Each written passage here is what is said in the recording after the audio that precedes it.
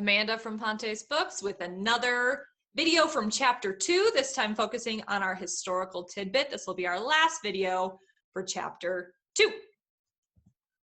So for this historical tidbit, we are focusing in on the Tower of London. So that picture is a modern day depiction or modern day photograph of the Tower of London. It might not have looked exactly the same as that in Henry VIII's day, but there's a lot of the original structure that's still there. And some of the original purposes of it are still being used to this day as well. So that's what we're going to focus on for today. So it's actually a pretty quick reference in chapter 2. It's not a big part of it. However, it is kind of an important part to a side plot that's coming up later in the story. So I wanted to just focus on it now so that the background knowledge was already there when we move into kind of this other, like I said, side plot. So yeah, this is where we find the reference to the tower in chapter 2. Tom could always find something going on around the Maypole in Cheapside and at the fairs, and now and then he and the rest of London had a chance to see a military parade when some famous unfortunate was carried prisoner to the tower by land or boat.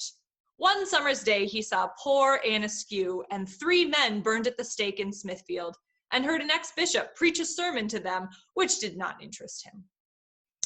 So I kind of extended the passage around where it mentions the tower a little bit, just because there are a few other historical references in there that I wanted to add in here as bonuses that I'll get to a little bit later.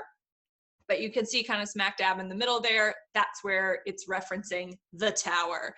So Mark Twain throws it in there kind of casually, as if he just expects everybody to know what this reference means. And a lot of people do, but not everybody does. So I wanted to focus in on that for my video today. So what was the tower? The tower was built in the 1070s by William the Conqueror.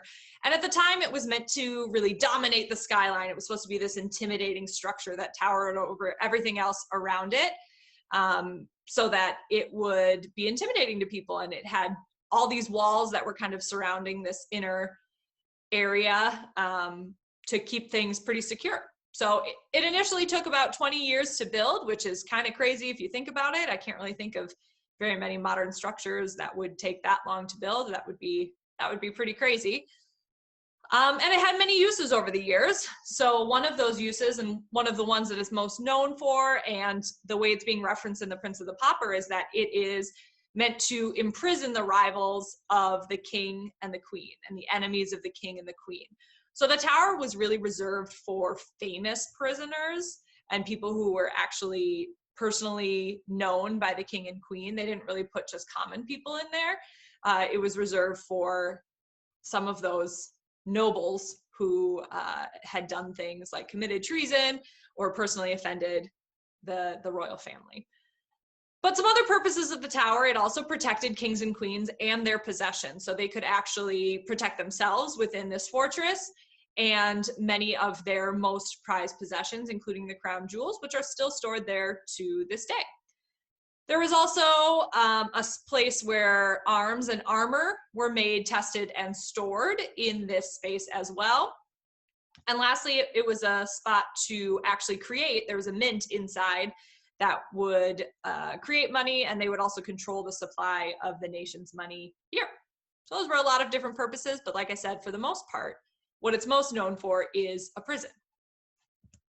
And some of the famous prisoners who stayed here, this first one was covered in one of our previous historical tidbits, Miss Anne Boleyn. So if you don't remember, Anne Boleyn was Henry VIII's second wife, and she was actually executed ultimately. But before that, when she was first preparing for her coronation, early on, when they were getting married, Henry VIII actually modernized some of the rooms in the tower because, like I said, it was built well before he actually ended up utilizing it. So he modernized some of the rooms as kind of like a present to Anne Boleyn for her coronation, and she actually stayed there in these kind of comfy modernized rooms. And the somewhat ironic thing is that then, after everything went down with her and Henry, and she was accused of treason and other things, she actually was sent back to the tower and stayed in these same rooms before being executed. So I guess at least she got to be comfortable before she had her head chopped off. I don't know. So she's probably the most famous prisoner. But another famous one, and purposely mentioned because she's also a character in The Prince and the Pauper, is Lady Jane Grey. So in the story, she's actually Edward VI's cousin. So she hasn't been introduced in the story yet, but she will get mentioned starting in chapter 3, but more so later on. So she's Henry VIII's niece, Edward VI's cousin. And she actually, after Edward dies, because Edward does not live for very long while he's the king, she actually holds the crown for 9 days, a whopping 9 days before she is ultimately executed as well, because of a little bit of drama with Edward's sister, Lady Mary, also known as Bloody Mary, who thought that Lady Jane was a threat to her, and she wanted the crown, so she had her executed. She felt a little conflicted about it, but in general, she still went through with it, so it was kind of a cruel thing to do. So you can see here in the middle of this image, that is supposed to be the last moments of Lady Jane Grey, so you can see how kind of distraught she was leading up to her death. But yeah, so Lady Jane Grey was also held in the Tower prior to her execution. This one I wouldn't necessarily pin as being like a famous prisoner, but because it's mentioned in the passage where I pulled this quote, I wanted to mention who Askew was. So Askew was a woman, again, lots of other things you could say about her, but the short version is she went to Henry VIII to request a divorce from her husband, and he actually denied her, which is not very kind of him, because if you recall, again, from our last tidbit, Henry VIII was all about getting a divorce from his first wife, hence why he had all of England leave the Catholic Church so that he could go through with it, yet here's another person coming and he's denying her her divorce. But essentially after that, she was kind of on his radar, and there were a couple other things that happened. She ultimately was arrested on suspicion of heresy, so kind of going against the Church of England, and was later released and was arrested again. There were some suspicions that she was kind of influencing one of Henry's wives, his last wife, and was trying to get her to also commit heresy. Anyway, they later tortured her, and she was killed as well. So also a prisoner in the Tower. And that's the one that supposedly Tom Canty saw being brought to her execution. So is the Tower still around? As I said before, yes, it absolutely is. It is a place that still holds the crown jewels, and it's a World Heritage Site. So it's actually probably one of the highest visited tourist destinations in London. So you can go there, you can see like the crown jewels and all these different weapons and things like that that are important that are all like bedazzled and bejeweled, and it's pretty cool to be able to see, and they're all in these, obviously very secure cases, but you can still go see them and see the different rooms. And just fun fact about the Tower, many people say that it's supposedly haunted. So one of the ghosts people say is actually Anne Boleyn. There were also 2 young boys of one of the kings at the time who were actually murdered in the Tower. Well, their bodies went missing and were never seen again, except for they found some skeletons that they're pretty sure match them much later. But supposedly they are also ghosts that haunt the Tower, among others. But also modern day, the guards who protect kind of the crown jewels and the Tower, they actually many of them still live within the walls of the Tower, and stay there after the doors close for tourists at night. They actually stay in there, and there's actually a pub inside the walls and other things as well that can help make it like home for them.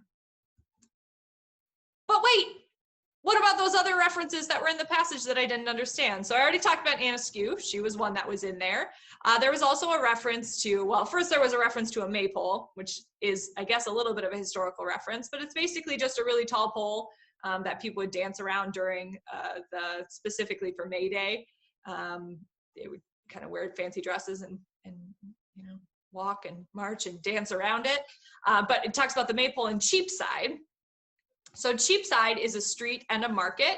It's still a street or still an area in London as well. But back then, it was one of the largest wealthy areas in London. So this big market was actually a draw for a lot of wealthy people to live in that area. And because it was a wealthy area, it was along many different processional routes.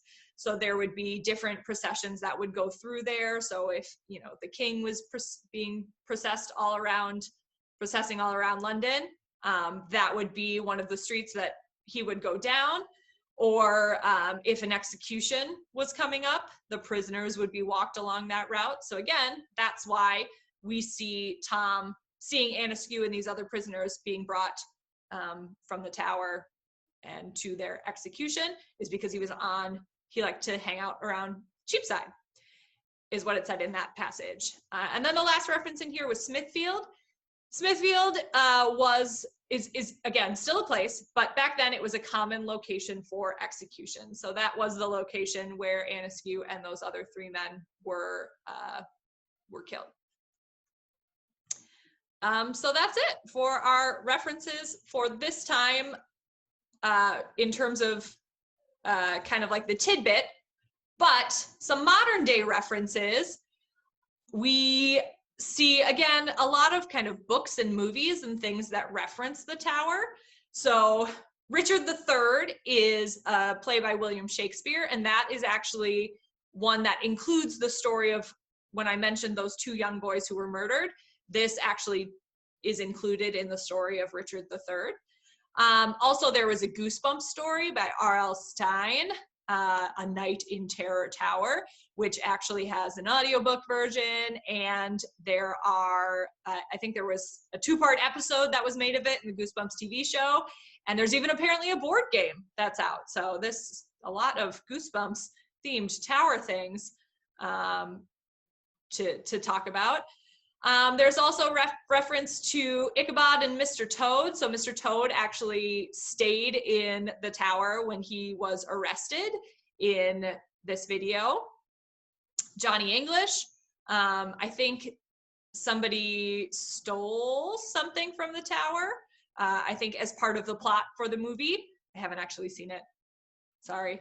There are many Doctor Who episodes that reference or take place in and around the tower. And then lastly, 1,000 Ways to Die is a show that featured, I mean, I guess just different weird ways that people have died in real life. And so the deaths of the people on the greens of the tower were covered in one of their episodes. So that's it for today. And hopefully you learned a little bit.